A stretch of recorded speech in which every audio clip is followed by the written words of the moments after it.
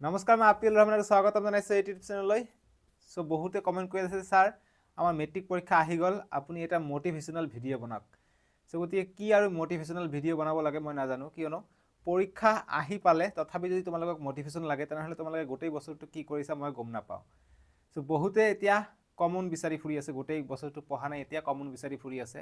কিন্তু এটা কথা চিয়'ৰ কৈ আছোঁ, যেহেতু এতিয়া কি কোশ্চিন পেপাৰটো কিন্তু বহুতো চেঞ্জ হৈছে, MCQ থাকে, ডেছক্ৰিপটিভ টাইপত থাকে, আৰু যি সেবাৰ যি অফিচিয়েল আছে ইণ্টাৰভিউ সেইদিনা নিশ্চয়কৈ তোমালোকে নিউজত চাইছা যে এইবাৰ যদি তোমালোকৰ অসমীয়া মিডিয়াম হয় তেনেহ'লে পেপাৰত কোশ্চিন পেপাৰটোত অকল অসমীয়া মিডিয়াম দি থাকিব, যাতে ইংৰাজী বা বেলেগ ভাষা নাথাকে।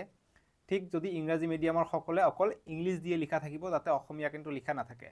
চ' গতিকে সেইটোৰ কাৰণে খুবেই দিগদাৰ হ'ব তোমালোকৰ পৰীক্ষাটো। গতিকে বহুতে ভাবি মানে আগৰ যেতিয়া পৰীক্ষা হৈছিলে বহুতৰ সুবিধা হৈছিলে, ইংৰাজীটো বুজি নাপালে অসমীয়াত বুজি পাইছিলে, আকৌ কিছুমানে অসমীয়াত কিবা এটা টাৰ্ম অকণমান বুজি নাপালে ইংৰাজীত কিছুমানে বুজি পায়। গতিকে অকণমান সুবিধা হয় দুটাকৈ লেংগুৱেজ থাকিলে, কিন্তু এইবাৰ কিন্তু এটাই লেংগুৱেজ থাকিব। গতিকে তোমালোকক সেইটো মতে অকণমান বেলেগকৈ প্ৰিপেয়াৰ হ'ব লাগিব। গতিকে প্ৰতিবাৰে মেট্ৰিকৰ কাৰণে কিবা নতুনকৈ ৰুল আনি থাকে। চ' গতিকে এইবাৰ যিটো ৰুল আনিছে, যিহেতু সকলো ইনভিজিলেটৰ যিবিলাক আছে সববিলাক চৰকাৰী শিক্ষকে হ'ব লাগিব। চ' সেইটোৰ কাৰণে নিশ্চয়কৈ এইবাৰ মেট্ৰিক পৰীক্ষাটো অকণমান কঠিন হ'ব গৈ আছে। চ' গতিকে তোমালোকে সেইটোলৈ টেনশ্যন নকৰিবা, যিসকলে পঢ়িছা তেওঁলোকৰ কাৰণেতো সুবিধা হ'ব, তেওঁলোকৰ পৰীক্ষা ভাল হ'ব, একো প্ৰব্লেম নাই। বহুতে কৈ থাকে যে ছাৰ এক্সাম হলত গৈ আমাৰ ভয় লাগিব বা এতিয়াই ভয় লাগি আছে, কেনেকুৱা ধৰণৰ পৰীক্ষা হ'ব একো নাজানো। চ' তোমালোকৰ ভয় কৰিবলগীয়া একো নাই, তোমালোকে বিন্দাছ পৰীক্ষা দিব যোৱা। মুঠতে যিখিনি ইমান দিনলৈকে পঢ়িছা তাৰে পৰাই আহিব, আৰু যিসকলে ইমান দিনলৈকে পঢ়া নাই, পৰীক্ষাৰ আগত পঢ়ি আছে, তথাপি তোমালোকে ভয় নাখাবা, কিয়নো যি হয় হ'ব। আৰু তোমালোকে নিজেই এৰি দিছিলা মেট্ৰিক পৰীক্ষাটো, যে ইমান দিন পঢ়া নাই এতিয়া পৰীক্ষাৰ আগত পঢ়ি আছা, ঠিক আছে, বুজি পাইছানে? চ' গতিকে বস্তুটো হৈছে সেইটোৱে, কিন্তু পৰীক্ষা যে এইবাৰ কঠিন হ'ব সেইটো মানে মই আগতীয়াকৈ গম পাই গৈছোঁ, আৰু তোমালোকক মই এইটো কথা সোঁৱৰাই দিছোঁ। চ' গতিকে যি প্ৰথম দিনা তোমালোকৰ MIL আছে, অসমীয়া পৰীক্ষা আছে, চ' গতিকে অসমীয়াটোৰ পৰা তোমালোকে গম পাই যাবা যে পেপাৰটোৰ পেটাৰ্ণ কেনেকুৱা, ঠিক আছে। যিহেতু এইবাৰ অসমীয়া পৰীক্ষাটো আগত আছে, গতিকে এছামিজ পেপাৰটো অকণমান টান হ'ব গৈ আছে।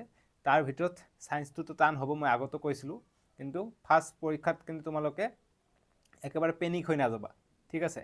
ফাৰ্ষ্ট পৰীক্ষাত নতুনকৈ পেটাৰ্ণ পাবা, কাৰণ মেট্ৰিক পৰীক্ষা দিব গৈ আছা, এতিয়াও লাইফত এবাৰো দিয়া নাই, ফাৰ্ষ্ট টাইমে দি আছে, নহয় জানো?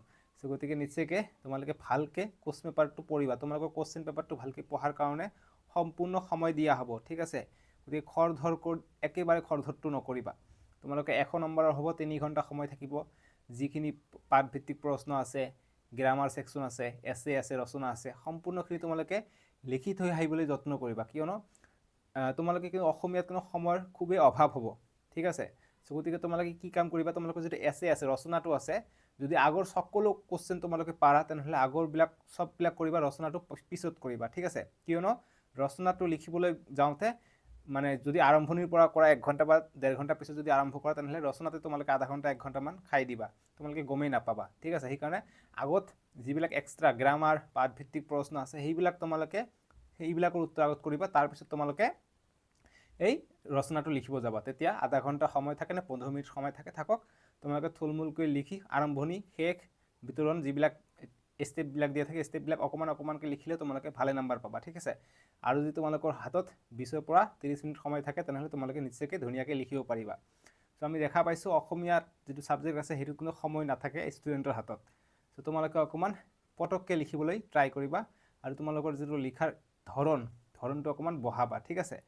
আৰু কিছুমান কুৱেশ্যন থাকে যে direct point two point answer কৰিলে হৈ যায় অসমীয়াৰ, চ' সেইবিলাক পইণ্ট টু পইণ্টে লিখিবা। যেনেকুৱা যে যিকোনো এটা কবিৰ বা যিকোনো এটা যিয়ে কবি লিখিছে বা কি ক'ম বস্তুটো, মানে যাৰ বিষয়ে আহিছে যে তাৰ এটা গ্ৰন্থ বা ৰচনাপতি দুটাৰ নাম লিখা। গতিকে ৰচনাপতিৰ দুটাৰ নাম, অকল ৰচনাপতি দুটা লিখি থৈ আহিবা, আৰু লিখিব নালাগে যে এইটো এনেকৈ লিখিব নালাগে, অকল 1 নম্বৰ 2 নম্বৰ দিবা, তথাপি ফুল নম্বৰ পাবা, ঠিক আছে। গতিকে এইবিলাক প্ৰশ্নত তোমালোকে সময়টো বচাবা, তাতে সময় অপচয় নকৰিবা, বুজি পাইছানে?